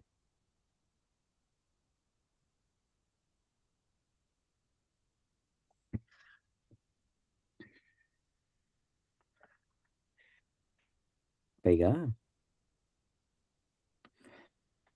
ఈ జీవుడిలో మరి వాళ్ళ అహంభావం ఎలా కలిగింది? దానికి మళ్ళీ అడగాలి గదా! ఇప్పుడు ఇందాక మనం చెరువులో రాయేసాం. ఆ రాయి పడ్డప్పుడు అసలు రాయి ఎందుకు పడ్డది? దానికి మూలం మళ్ళీ. దానికి ఆలోచించాలి గదా! అక్కడ వశిష్ఠ మహర్షి ఏం చెప్తారంటే, రామా పూర్వ సంకల్ప సంస్కారములచే ప్రబోధితుడై అధ్యాస వలన జీవుడు అహంభావమును పొందుచున్నాడు. జవోహంకృతి మాదత్తే సంకల్ప కలయేద్ధమా సంకల్ప కలయేద్ధయా స్వయైతయా ఘనతయా నీలిమానమివాంబరం. ఆకాశం ఆకాశంలో నీకు నీలి రంగు తోచినట్లుగా పూర్వ సంకల్ప సంస్కారములచే ప్రబోధితుడై ఆ ధ్యాస వలన జీవుడు అహంభావమును పొందుచున్నాడు. అహంభావం పొందటంతో జీవుడన్నాడు. అలానే జీవుడిలో అహంభావం ఎప్పుడు కలిగింది అంటే, ఇప్పుడు కలిగింది. ఎందుకంటే పూర్వ సంకల్పంతో మనం అందుకనే బ్రహ్మగారికి విరించి అనే పేరు ఎందుకని చాలా సార్లు అనుకున్నాం. విరించి అనే పేరు రావటం కూడా ఆ వెనకాల అంత అర్థం ఉంది. పూర్వ సంకల్పంతో కలిగినటువంటి అనుభవాలతో మళ్ళా కొత్త సృష్టి చేస్తాడు కాబట్టి ఆయన విరించి. అలానే ఈ పూర్వ సంకల్పంతో ప్రబోధితుడై అంటే మళ్ళీ ఇక్కడ ఆ ఆత్మతత్వంలో లక్షణం ఏంటి? అహం అనేటువంటి ఆ లక్షణం ఒక్కొక్కసారి ఉద్ధృతి అవుతుంది. ఉద్ధృతి అయినప్పుడు మళ్ళీ ఆ సృష్టి జరుగుతుంది. ఎప్పుడైతే కాస్త శమిస్తుందో ఆ ఆలోచన అక్కడ లయించిపోతుంది. లయించిపోయి మళ్ళీ సో ఇది దాని ఆత్మ లక్షణమే ఇదంతా. మళ్ళీ ఇంకోటి కాదు. జీవభావం పొందటం ఆత్మ లక్షణం. ఆ ఆత్మ లక్షణంలో ఉన్నటువంటి స్వాభావికమైనదే జీవభావం పొందటం. అని అప్పుడు అజ్ఞానం స్వాభావికం అయిపోదు. అయిపోయింది అది. యాక్చువల్‌గా అదే. నీకు అవిద్య కూడా అవిద్య, అవిద్య కూడా విద్య. 2 ఒకటే. అజ్ఞానము అజ్ఞానమే, అజ్ఞానము జ్ఞానమే. ఎందుకంటే సూపర్ ఇప్పుడు సెట్, మామూలుగా సబ్ సెట్ ఓకే. కానీ దాని స్వభావం అనేసరికి అజ్ఞానం ఆత్మంతా అజ్ఞానం అయిపోతుందేమో. ఇప్పుడు సబ్‌సెట్, సెట్ ఇవన్నీ ఎక్కడున్నాయి మళ్ళీ? అదే అండి. Super set, sub set. ఇప్పుడు పరిచ్ఛిన్నం అన్నారు కదా! అవును. పరిచ్ఛిన్నం, అపరిచ్ఛిన్నం అన్నారు. అపరిచ్ఛిన్నంలో పరిచ్ఛిన్నం ఉంది కదా! అపరిచ్ఛిన్నం అంటే విడదీయలేనటువంటిది. నేను బౌండరీలో విరగ్గొట్టలేనటువంటిది. ఆలోచిస్తున్నాను అనుకో. బౌండరీ లెస్, బౌండరీ అని ఆలోచిస్తున్నా. సో, బౌండరీ లెస్ లోనే నువ్వు బౌండరీ క్రియేట్ చేయగలవు కదా! కదా! కదా! హ్మ్. కానీ అలా అయితే ఓకే. బానే ఉంది. హ్మ్. కానీ నేననేది స్వభావం అనేసరికి బౌండరీయే స్వభావం అన్నాం అనుకో, అప్పుడు ఆల్రెడీ బౌండరీ ఉంది. ఇంక దానికి బౌండరీ లెస్ అనేది ఎలా చెప్తాం? ఆ బౌండరీ లెస్‌లో బౌండరీ అనేది నువ్వు మానసికంగా ఏర్పరచుకున్నటువంటిది. నేనది అది కాదు కదా! ఇప్పుడు ఇందాక మనం అనుకున్నాం. ఆత్మతత్వంలో జీవత్వం అనేటువంటి ఒక ఆలోచన కలగటం నాకు సృష్టికి మూలమైంది. కదా!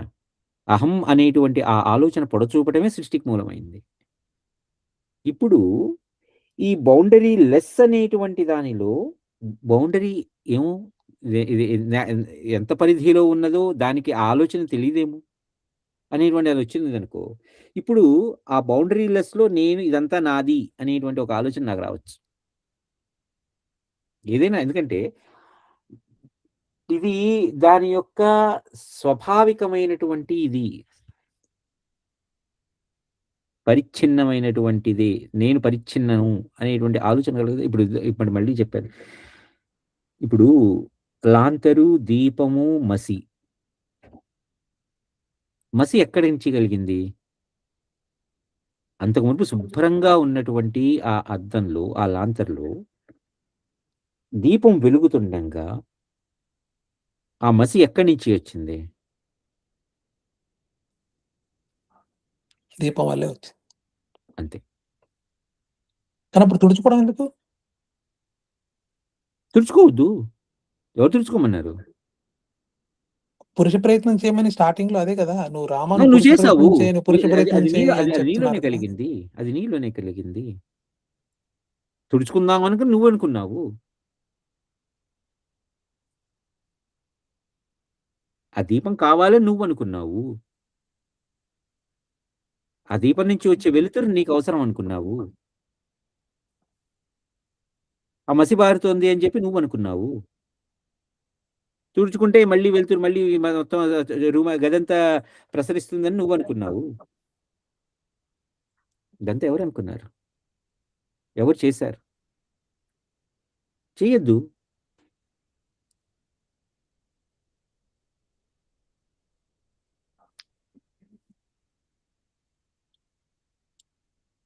అర్థమైందా?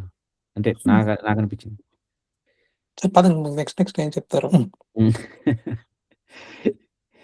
అలానే అహంభావో హి దిక్కాల వ్యవచ్ఛేదీ కృతాకృతి స్వయం సంకల్పవశతో వాతస్పంద ఇవ స్ఫురన్ సంకల్పోన్ముఖతాం యాతః స్వహంకారాభిధః స్థితః చిత్తజీవో మనోమాయా ప్రకృతిశ్చేతి నామభిః. ఈ అహంభావమే, నేను అనేటువంటి ఈ ఆలోచనే దేశకాలాది రూపముల పరిచ్ఛిన్నమై స్వసంకల్ప బలమున దేహాది ఆకారములను దాల్చి వాతస్పందము వలె స్ఫురించుచు, అంటే గాలిలో ఉండే కలిగేటువంటి స్పందనలు ప్రకంపనాలలాగా స్ఫురిస్తూ అది సంకల్పోన్ముఖమై చిత్తము, జీవుడు, మనస్సు, మాయా, ప్రకృతి అనే నామముల పేర్కొనబడుచున్నది. సంకల్పోన్ముఖతాం యాత స్వహంకారాభిధః స్థితః చిత్తః జీవః మనః మాయా ప్రకృతిః చేతి నామభిః. ప్రకృతిః చ ఇతి నామభిః. చిత్తం, జీవుడు, మనస్సు, మాయా, ప్రకృతి ఇలాంటి పేర్లతో ఏది పిలువబడుతోంది? ఈ అహం అనేటువంటి భావన పిలువబడి అది దేశకాలాది రూపాలతో పరిచ్ఛిన్నమైంది. అసలు కాలం ఇప్పుడు ఇక్కడ మళ్ళీ మనం వెనక్కి వెళ్ళామనుకో, ఇప్పుడు నీ ప్రశ్నకి సమాధానం చెప్పాలనుకున్నానుకో, కాలం అనేది ఎక్కడ ప్రారంభమైంది? దేశకాలమాన పరిస్థితులు అంటారు. ఆ దేశకాలమాన పరిస్థితుల ప్రకారం దానికి ఒక బౌండరీ అనేది, దేశం అంటే ఒక ప్రదేశం గురించి చెప్తున్నాను. అనంతంగా ఉన్నటువంటి ఈ ప్రదేశం గురించి నేనేమని చెప్తాను? దాని గురించి ఏం మాట్లాడలేము కదా. ఎప్పుడైతే దానికంటూ ఒక ప్రదేశంలో, ఇప్పుడు భూమి మీద హిమాలయాల దగ్గరికి వెళ్ళాను అనుకో, చల్లగా ఉంటుంది. ఏ థార్ ఎడారి దగ్గరికో, సహారా ఎడారి దగ్గరికి వెళ్ళాను అనుకో, అక్కడ నాకు విపరీతమైన ఎండ ఉంటుంది. అదే చిరపుంజి లాంటి దాంట్లోకి వెళ్ళానుకో, విపరీతమైన వాన ఉంటుంది. అంటే అది ఆయా ప్రదేశాలలో ఉన్నటువంటి పరిస్థితుల మూలంగా, ఆయా కాలాల మూలంగా, అది వానాకాలంలో ఎక్కువ వానలు పడతాయి అనొచ్చు, లేకపోతే శీతాకాలంలో ఎక్కువ చలి ఉంటుంది అనొచ్చు, లేకపోతే ఎండాకాలంలో విపరీతమైన వేడి ఉంటుంది అనొచ్చు.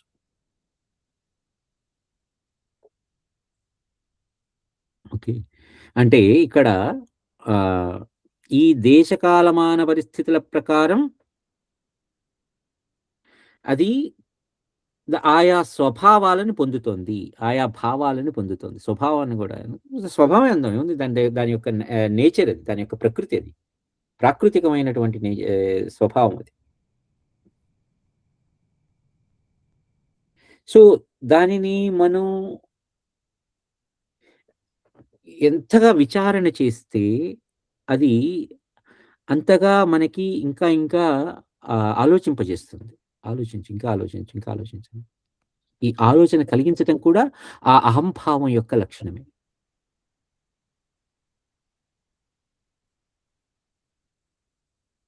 ఓకే. ఇది పైగా ఇది సంకల్పోన్ముఖతాం యాత స్వహంకారాభిధిస్థితః చిత్త జీవో మనోమాయా ప్రకృతిశ్చేతి నామభిః. అనేక పేర్లతో పిలువబడుతుంది. ఏమని? చిత్తము, జీవము, మనస్సు, మాయ, ప్రకృతి ఇవన్నీ కూడా ఆ జీవమే, ఆ అహంభావమే ఇన్నిటి పేర్లతో పిలువబడుతుంది.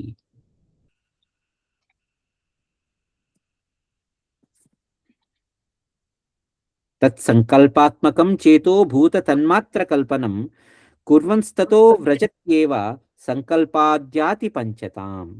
ఈ సంకల్పాత్మకమైనటువంటి ఈ చిత్తమే, ఈ బ్రహ్మమే, మళ్ళీ అక్కడ సంకల్పాత్మకం చేతో భూత తన్మాత్ర కల్పనం.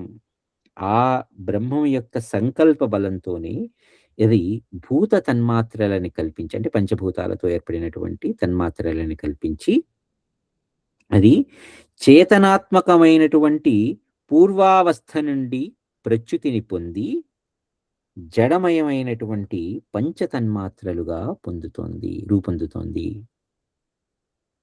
కుర్వన్స్తతో వ్రజత్యేవ సంకల్పాద్యాతి పంచతాం. పంచభూతాలతో ఏర్పడినట్టుగా అదే ఏర్పడుతుంది. ఇప్పుడు ఒక్క నిమిషం మనం సాధారణంగా ఇక్కడ ఈ బిగ్ బ్యాంగ్ థియరీ గురించి ఆలోచిద్దామా? మొట్టమొదటగా ఏమీ లేనప్పుడు ఒక పెద్ద విస్ఫోటనం జరిగింది. ఆ విస్ఫోటనంలో నుంచి కలిగినటువంటి ఈ ఏదైతే ఆ శక్తి విడుదలైందో ఆ శక్తి కొన్ని చోట్ల ఘనీభవించింది, కొన్ని చోట్ల ద్రవీభవించింది, కొన్ని చోట్ల వాయువులాగానే ఉంది. మళ్ళీ ఈ భూతాలు మళ్ళీ వేరువేరుగా వాటిలో కలిసిపోయినాయి. ఇప్పుడు నీరు భూమి కలిస్తే ఒకటొచ్చింది, నీరు అగ్ని కలిసి ఒకటయింది, నీరు ఆకాశం కలిసి ఇంకొకటయింది, భూమి ఆకాశం కలిసి ఇంకొకటయింది. అదే ఇప్పుడు ఈ పర్ముటేషన్స్ కాంబినేషన్స్ అన్ని వేసుకుంటూ వెళ్ళాను అనుకో, అనంతమైనటువంటి రూపాలతో, అనంతమైనటువంటి భావనలతో నాకు ఇది ప్రస్ఫురింపజేస్తుంది.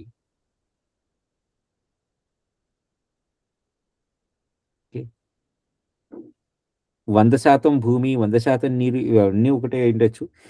లేదంటే వాటిల్లో నిష్పత్తుల్లో తేడాలు రావచ్చు. కాకపోతే ఇదంతా ఒకటే మళ్ళీ. ఇవన్నీ అదే పదార్థం నుంచి వచ్చినాయి. కాకపోతే ఆ పదార్థం విడివిడిగా అయ్యి మళ్ళీ మళ్ళీ అవి కలిసినప్పుడు మళ్ళీ అవి అనేకమైనటువంటి అనంతమైనటువంటి రూపాలతో, అనంతమైనటువంటి భావనలతో ఏర్పడుతుంది.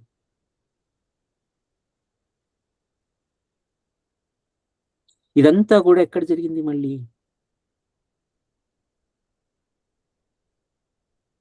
చిత్తంలోనే జరిగింది. అంటే ఆ బ్రహ్మంలోనే జరిగింది. అవును, సంకల్పం అంటే ఏమిటి మరి? ఎప్పుడైనా మనం ఆలోచించాలి, సంకల్పం అంటే ఏంటి? దానికి అర్థం ఏంటి సంకల్పం? ఇప్పుడు ఏదైనా ఒక పాట అన్నారు, నేను సంకల్పించుకున్నాను ఈ పని చెయ్యాలని అనే మాటలో సంకల్పం అంటే ఏంటి? చక్కగా ఊహించడం. సమ్యక్ కల్పతే, చక్కగా ఊహించడం, బాగుగా ఊహించడం, అది సంకల్పం. అలా బాగా అంటే మంచిగానే, లేకపోతే ఇంకా అనంతంగానేనా? ఎలా అయినా కదా అర్థం. వాటి రేషియోస్తో ఒకటే ఆత్మతత్వం పంచభూతాలుగా విడి, మళ్ళీ ఆ పంచభూతాలు వాటి యొక్క నిష్పత్తుల తేడాలతో రకరకాలైనటువంటి రూపాలని పొంది, అనేకమైనటువంటి రూపాలతో ఏర్పడినటువంటి దానిలో మరలా అనేక శక్తులుగా రూపొంది, ఇదంతా ఎక్కడ జరిగింది మళ్ళీ? ఆ బ్రహ్మంలో, సంకల్పాత్మకమయమైనటువంటి బ్రహ్మంలో జరిగింది.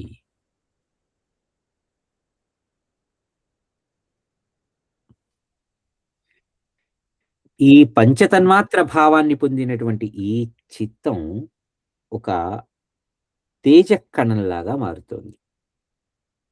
ఆ తేజకణం బీజం అంకురించేటట్లుగా చేస్తోంది. అంటే బీజం అంటే ఒక విత్తనం మొలకెత్తడానికి కారణం అందులో ఉన్నటువంటి చైతన్యం, ఆ చిత్తం, దాని యొక్క ఆ పంచతన్మాత్ర భావం.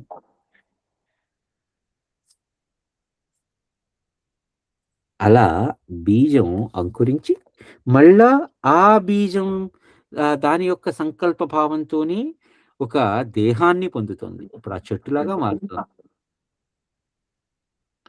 అలా అక్కడి నుంచి మళ్ళీ దానికి కావలసినటువంటి పోషణాలన్నీ కూడా అందుతున్నాయి. అక్కడి నుంచి దాని యొక్క లక్షణం ఏదైతే ఉందో మళ్ళీ ఆ అంకురం, ఆ బీజం అంకురించి ఆ అంకురం మళ్ళీ చెట్టయి, ఆ చెట్టులో నుంచి మళ్ళీ ఇంకొక బీజం అవతరించటం అనేది, ఇదంతా కూడా ఒక సంకల్ప మాత్రంగా ఇప్పుడు అందుకే ఆ బీజంలో నుంచి అంకురించాలనేటువంటి సంకల్పం కలిగింది. అలా అంకురించినటువంటి మొక్కలో నుంచి చెట్టు అవ్వాలనే సంకల్పం కలిగింది. అలా సంకల్పం కలిగినటువంటి మొక్కలో నుంచి వచ్చినటువంటి పళ్ళలో నుంచి వచ్చినటువంటి విత్తనాల్లో మళ్ళా బీజాలు అనేటువంటి ఆ సంకల్పాలు కలిగింది. మళ్ళీ ఆ బీజాల్లో అనేకమైనటువంటి అంకురాలు అనేటువంటి సంకల్పాలు ఇంకా దాగి ఉన్నాయి. సో ఇలా ఈ బీజాంకురంగా ఏర్పడినటువంటి అంటే ఒక బీజం నుంచి అంకురం, అంకురం నుంచి బీజం, అంకురం నుంచి బీజం, మళ్ళీ బీజం నుంచి అంకురం, ఇలా అనంతంగా అవ్యయంగా ఇది జరుగుతూనే ఉంటుంది. ఇప్పటి వరకు బీజంలో అంకురించాలి అనేటువంటి భావన పూర్తిగా సమసిపోనందుకు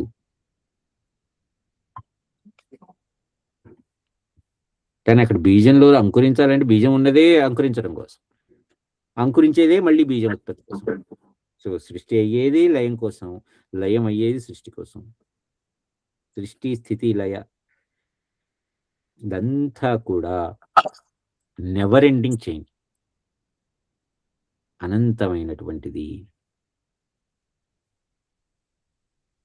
సో ఇక ఇప్పుడు ఆలోచిస్తే ఎందుకు నేను చదవాలి, ఎందుకు చేయాలి, దీని మూలంగా నాకు కలిగేటువంటి ప్రయోజనం ఏంటి? ఎందుకంటే ఇది నెవర్ ఎండింగ్ చైన్ అని నాకు తెలుస్తుంది, నెవర్ ఎండింగ్ ఎక్స్పీరియన్సెస్ అని తెలుస్తున్నాయి. మళ్ళీ సృష్టి, అందుకని భగవంతుడు చెప్తాడు కదా, పుట్టినవాడికి చావు తప్పదు, చచ్చినవాడికి పుట్టక తప్పదని. అంటే ఇట్స్ నెవర్ ఎండింగ్. ఇప్పుడు ఇక్కడ నుంచి ఈ నెవర్ ఎండింగ్ ప్రాసెస్లో నాకు ముక్తి కావాలి, నేను భగవంతుల్లో లీనమైపోవాలి. ఎక్కడ లీనం అవుతావు నువ్వు? ఎక్కడ అసలు లీనం అవడానికి నువ్వు ఎక్కడున్నావు? నువ్వు ఉన్నదే అందులో. అయితే నువ్వు ఆ కేవలం నేను అనేటువంటి ఆ భావన తగ్గటమే ముక్తి. ఇంకా తగ్గిన తర్వాత ఇంకా నేను ఎక్కడికి వెళ్ళాలి? ఇప్పుడు మోక్షం అనేది ఎక్కడుంది? మనకి సినిమాల్లో చూపించినట్టు ఎవడో భక్తుడు పాడుతూ చివరికి భగవంతుల్లో లీనమైపోయాడు, ముక్తి లేని స్థితి ఏంటి, పునర్జన్మ లేని స్థితిలోకి వెళ్ళి, పునర్జన్మ అనేది అనే కాన్సెప్టే లేదు. ఎందుకంటే జన్మిస్తావు, పుడతావు, పోతావు, మళ్ళీ పుడతావు, మళ్ళీ పోతావు, మళ్ళీ పుడతావు, మళ్ళీ పోతావు. సో ఇది అదంతే, దాని పరిస్థితి. ఇక్కడ ఒక రకంగా చెప్పాలంటే మనకి శ్రీకృష్ణరెడ్డి సినిమా ఒకటి ఉంది, మాయలోడని. అందులో ఈ బాబుమోహన్ ఒక డైలాగ్ ఉంటుంది, ఎందుకు, ఏమిటి, ఎలా అని అడగటం కన్నా ఇది ఇంతే అనుకోవడంలోనే మనకి హ్యాపీనెస్ ఉంది అని. సో ఎందుకు, ఏమిటి, ఎలా అనేది ప్రశ్నించటం కన్నా ఇది ఇంతే అనుకోవటమే ముక్తి, ఇంకోటి కాదు.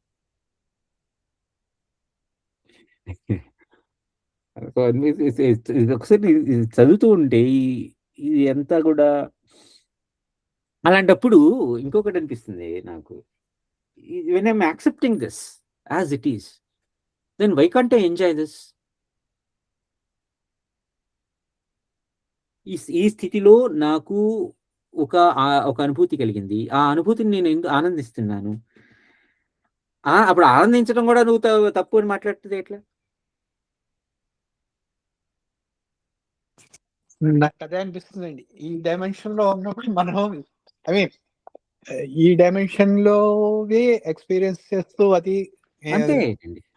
యా, నాకు అదే అనిపిస్తుంది. అంటే ఇప్పుడు ఇది అంతాను తెలుసుకోవడం బాగుంటుంది తెలుసుకోవడానికి. కాకపోతే మనం ఈ డైమెన్షన్ లో ఉన్నప్పుడు, ఇలా ఉన్నప్పుడు దాన్ని ఆలోచించడం కూడా కష్టమే. ఇంకా నిజంగా అలా చేద్దాము అనుకుంటే కనుక అడవుల్లోకి వెళ్ళిపోతేనే బెటర్ ఏమో అనిపిస్తుంది నాకు. కరెక్ట్ అండి. ఎందుకంటే ఇప్పుడు మీరు ఆలోచించి ఈ అయితే ఒకటి తెలుసుకోవటం ఎందుకు ఉపయోగం ఏంటంటే, మనకి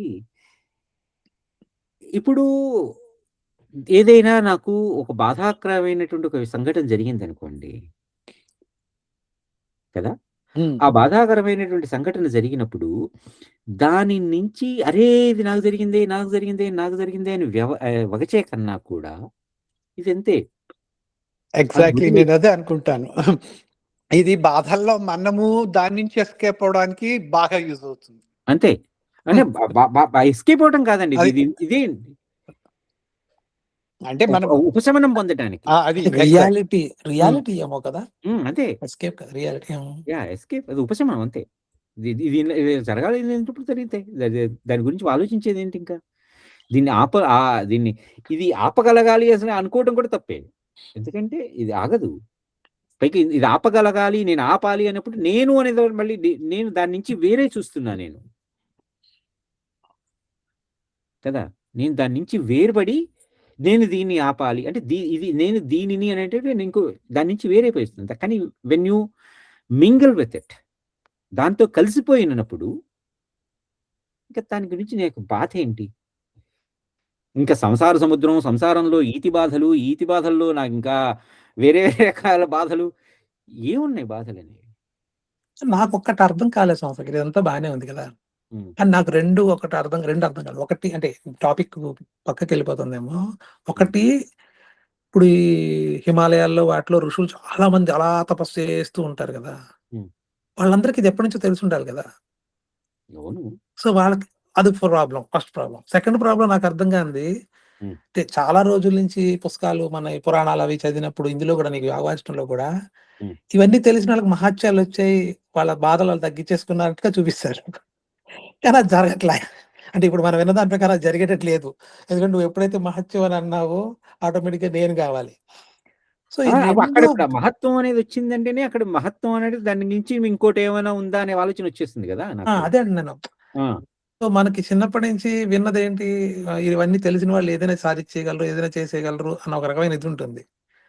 ఇప్పుడు నువ్వే లేవు, నేనే లేను, నేను కూడా అదే దాంట్లో ఒక ఇదే దానికి నాకు సపరేట్ విల్లు లేదు, నేనేమి ఆలోచించడానికి లేదు, నేను పని చేయడానికి లేదన్న ఎప్పుడైతే చెప్తే ఆ పుస్తకాలన్నీ విన్న పుస్తకాలన్నీ వాళ్ళు మహత్యాల గురించి చెప్పినప్పుడు, ఇలాంటి వాళ్ళకి మహత్యాలు ఉంటాయని చెప్పినప్పుడు అది కాంప్రహెండ్ చేసుకోవడం కష్టం అయిపోతుంది.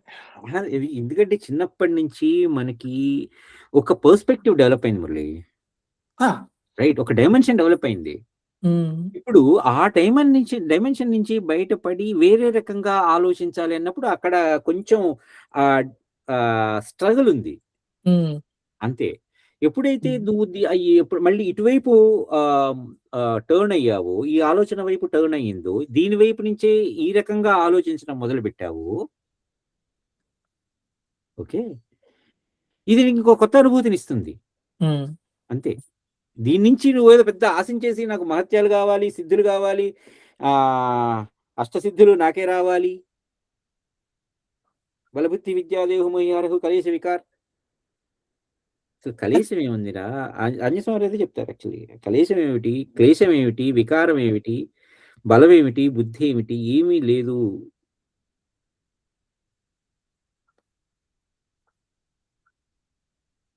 బలబుద్ధి విద్యాదేహుమోహి హరహు కలేశ వికార్. నాకు బలం ఇవ్వు, బుద్ధి ఇవ్వు, బలబుద్ధి విద్యాదేహు మోహి హరహు అంటే హరించు వీటిని, కలేశ వికార్, క్లేశము వికారాలు, కష్టాలని, ఆ కష్టాల నుంచి వచ్చేటువంటి బాధలని, వాటి మూలంగా కలిగేటువంటి నష్టాలని స్వామి వాటిని నివారించు అని అంటావు. నీకు అక్కడ అప్పుడు ఆలోచించేది ఇదేం ఆలోచిస్తున్నావు? భౌతిక పరంగా ఆలోచిస్తే ఇలా ఉన్నాయి. ఎప్పుడైతే ఇవేవి లేవు అన్నప్పుడు ఇంకా ఇప్పుడు అదే ఏమీ లేదు అనేటువంటి కోణంలోంచి మళ్ళీ ఒకసారి దించదు. బలబుద్ధి విద్యాదేహుమోహి హరహు కలేశ వికార్ అనేటువంటి మాటను ఆలోచించు. నాకు ఎందుకు ఆలోచించడం వచ్చేసింది అది ఆలోచన. ఈ ఒక్క మాటని నువ్వు ఆలోచించు, ఈ కోణంలో ఆలోచించు.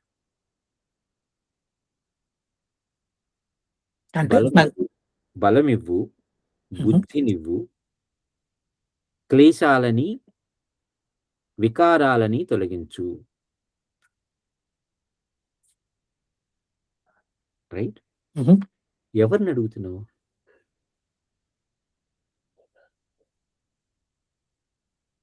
అడగడానికి ఎవరు లేరు ఇక్కడ. నాకు నేనే చెప్పుకుంటున్నాను. అదే ఇప్పుడు ఇంకా అప్పుడు ఏమీ లేవు అని తెలిసినప్పుడు ఇంకా నీకు కలిగేటువంటి బలం, దాని యొక్క బుద్ధి, ఇదంతా ఎక్కడ కలుగుతుందని ఆలోచించు. నీలో కలిగినటువంటి ఆ సంకల్పంతోనే ఉంది. కదా, ఆ చైతన్యంలోనే ఉంది ఉమ్. కదా. ఇప్పుడు ఆ చైతన్యంలోనే ఇవి ఉన్నాయి. బలము, బుద్ధి ఇలాంటి ఆలోచనలన్నీ ఆ చైతన్య మాత్రంగానే ఉన్నాయి. హరహ్ కలేశ వికార్. ఈ ఈ- ఈ చైతన్యాన్ని కప్పేసేటువంటి మాయ, లేకపోతే ఇందాక మసిగిసి అనుకున్నాం కదా, వాటన్నింటిని తొలగించు అంటే, ఆ తొలగించుకోవడానికి కావలసినటువంటి సంకల్పాన్ని కూడా నీకు కలిగిస్తున్నాడు. కలిగించు అని నువ్వు ఎవరిని అడుగుతున్నావు? నిన్ను నువ్వే అడుగుతున్నావు. అంటే ఆ సంకల్పం కూడా నీలోనే జరిగింది.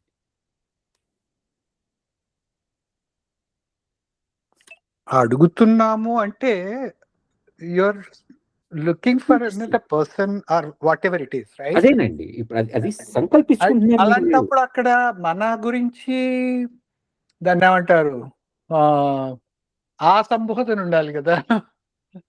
ఆహా, మీరు రెండవ మనిషిగా మారి ఆ రెండవ మనిషిని అడుగుతున్నారు. రాహుల్ గాంధీ టైప్ లోనా? రాహుల్ గాంధీ ఏమన్నాడు?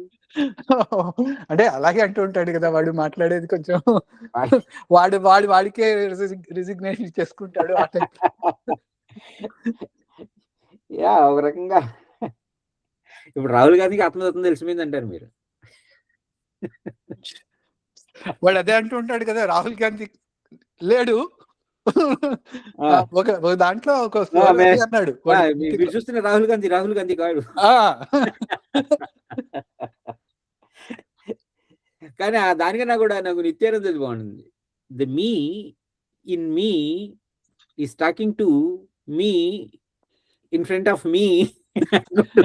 అవునవును. కానీ ఒక రకంగా ఆలోచిస్తే అదేనండి, అది కరెక్ట్ యాక్చువల్ వాడు అన్నమాట నిత్యానందది. ఎందుకంటే ఎప్పుడైతే నాలో ఈ అహం అనేటువంటి ఆలోచన తగ్గుతుందో, చుట్టూ ఉన్నదంతా కూడా నాలో ఉన్నటువంటి ఈ ఆలోచన, ఆ నేను అనేటువంటి ఆలోచన పోయిందో, చుట్టూ ఉన్నటువంటి నేను కూడా పోతుంది కదా. ఒక్కసారి మీరు ఆలోచించండి దానికి. అలా ఎప్పుడైతే పోయిందో, ఇక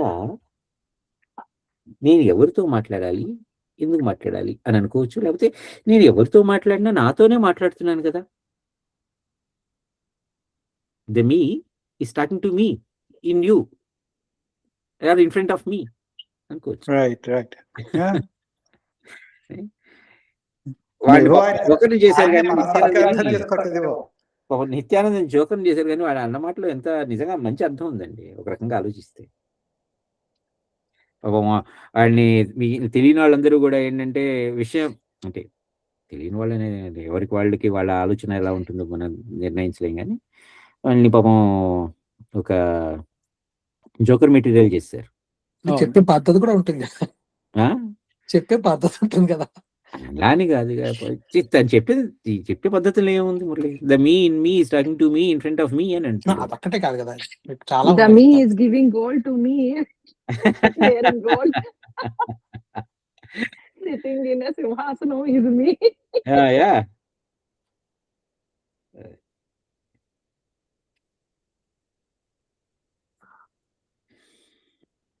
అయితే ఒకసారి నాకు అనిపిస్తుంది, ఇప్పుడు భగవంతుడు లేడు అని అనుకునే వాళ్ళు, ఇప్పుడు ఈ కమ్యూనిస్టులు ఎవరు అంటారు కదా, వీళ్ళందరూ అంటే వీళ్ళు చాలా అడ్వాన్స్డ్ పీపుల్ అంటారు. అది వేడండి. భగవంతుడు లేడు అనేటువంటి మాటలో వాళ్ళ ఆలోచన ఏంటో తెలియదు మనకి కదా. వాళ్ళకి ఇంత విషయం తెలిసి ఉన్నప్పుడు ఈ విషయం ద్వారా వాళ్ళు చెప్తుంటే డెఫినెట్ గా వాళ్ళకి దండం పెడతాం కదా. కానీ వాడు, మీరు అందాల రాముడు అని ఒక సినిమా ఉంది నాగేశ్వరరావుది, మొత్తం గోదావరి నది మీద తీసేసింది అసలు. అందులో ఒక సీన్ ఉంటుంది, అందులో రావికొండలరావుది క్యారెక్టర్, ఆయన నాస్తికుడు. రావికొండలరావు క్యారెక్టర్, పిల్లాడు నదిలో పడిపోతాడు. పిల్లాడు నదిలో పడిపోతే అర్జెంటుగా వచ్చి రాములు వారి పాదాలు పెట్టుకుని, అంటే ఎవరు చూడకుండానే, ఇగో మా అబ్బాయిని కాపాడు, నీకు దండం పెట్టుకుంటాను అది ఇది అని చెప్పేసి మళ్ళీ పైకి వచ్చేసి మాత్రం పెద్ద నాస్తికుడిలాగా మాట్లాడుతూ ఉంటాడు. ఇలా హిపోక్రైట్స్ ఉంటే కమ్యూనిజం అంటే, కమ్యూనిస్టులు అలాంటి వాళ్ళండి హిపోక్రైట్స్. ఇలా కూడా చూడొచ్చేమో కదా, ఇప్పుడు పిల్లలు ఉంటారు, వాళ్ళకేం తెలియదు, ఆనందంగా ఉంటారు. బాగా తెలివితేటలున్న యోగులు ఉంటారు, వాళ్ళు ఆనందంగానే ఉంటారు. కానీ వీళ్ళ ఆనందం ఇగ్నోరెన్స్ అందుకనే వల్ల కదా అయితే పిల్లల్ని దేవుడి రూపాలు అనేది అందుకోసమే కదా. కానీ వాడు రాముడు ఎప్పుడూ ఒప్పుకోలేదు. ఆనందంగా ఉంటాడు. వాడికి ఆకలిస్తే తింటాడు, నిద్ర వస్తే పడుకుంటాడు, ఏడుపు వస్తే ఏడుస్తాడు, నవ్వు వస్తే నవ్వుతాడు. అంతకు మించి వాడిలో ఇది కావాలి, అది చెయ్యాలి అనేటువంటి సంకల్పాలు గింపకల్పాలు ఏమి ఉండవు. కానీ మధ్యలో ఉన్న వాళ్ళకే బాధలు కాకపోతే విషయం నిజంగా అంతే కదా. ఇప్పుడు డోలాయమాన స్థితి అంటారు, అటు ఇటు ఊగుతూ ఉంటాడు. అంతేగాని ఒక చోట నిశ్చలంగా నిశ్చేష్టంగా ఉంటాడు కదా. యాక్చువల్గా ఇక్కడ ఈ ఈ పర్టికులర్ శ్లోకం కూడా అదే చెప్తుంది. ఇప్పుడు మనకి నేను మాట్లాడితే విరించి విరించి అని అంటుంటాను కదా, దానికి కరెక్ట్ అర్థం కూడా ఇదే ఇక్కడ ఉన్నది. సర్గాదావాదిజో వేదో జీవ సంకల్ప సంభవ క్రమేణ పదమాసాద్య వైరించ కురుతే జగత్. అంటే సృష్టికి పూర్వం ఉన్నటువంటి సంకల్పం నుంచి ఉదయించినటువంటి జీవదేహమే క్రమముగా విరించి పదమునంది జగత్తుని నిర్మిస్తూ ఉన్నది. అంటే పూర్వం కలిగినటువంటి జ్ఞానంతో మరలా కొత్త రచన చేయటం, అది విరించి అనే వాటికి అర్థం. అయితే మనందరం కూడా విరించలేమేనండి, ఎందుకంటే మనం అందులోనే ఉన్నాం కాబట్టి మనము ఎప్పుడు ఇంకో జన్మ తీసుకున్నప్పుడు అది మనం విరించి, మనమే విష్ణుమూర్తి, మనమే శివుడు, మనమే అమ్మవారు, మొత్తం అంతా నిజంగానే. ఆ పదం అంటే ఆ పదం మనకు కూడా అప్లికబుల్ అవుతుంది. డెఫినెట్ గా. ఇప్పుడు మీరు కోడింగ్ చేస్తారండి, మీ కోడింగ్ చేసేటప్పుడు మీ ప్రీవియస్ ఎక్స్పీరియన్స్ అనే కదా కోడింగ్ చేసేది, కొత్త కోడింగ్ చేసేది. సో యారే విరించి కదా, యారే విరించి.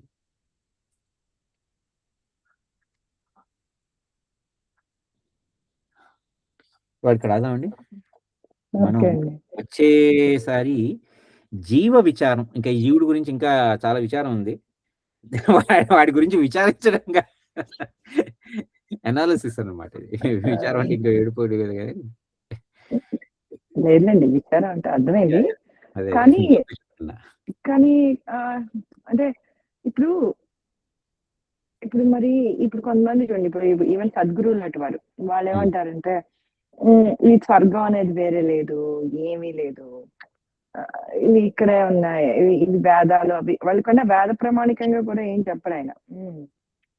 ఆయన వాళ్ళు ఒక్కసారి అంటే ఆయన ఏమంటారంటే, అఫ్ కోర్స్ ఆయన అనేది ఎక్కువ శరీరం శరీరం, యంత్రం యంత్రం చాలా తెలివైంది, అదే ఎక్కువ అంటారు అని. కానీ ఆయన కూడా ఇంకెవరో ఏదో ఎక్కడో ఉంది, స్వర్గం ఏదో ఉంది, ఇదేదో ఉంది కాదు, నువ్వన్నీ ఇక్కడే అనుభవించేస్తావు ఏదైనా సరే.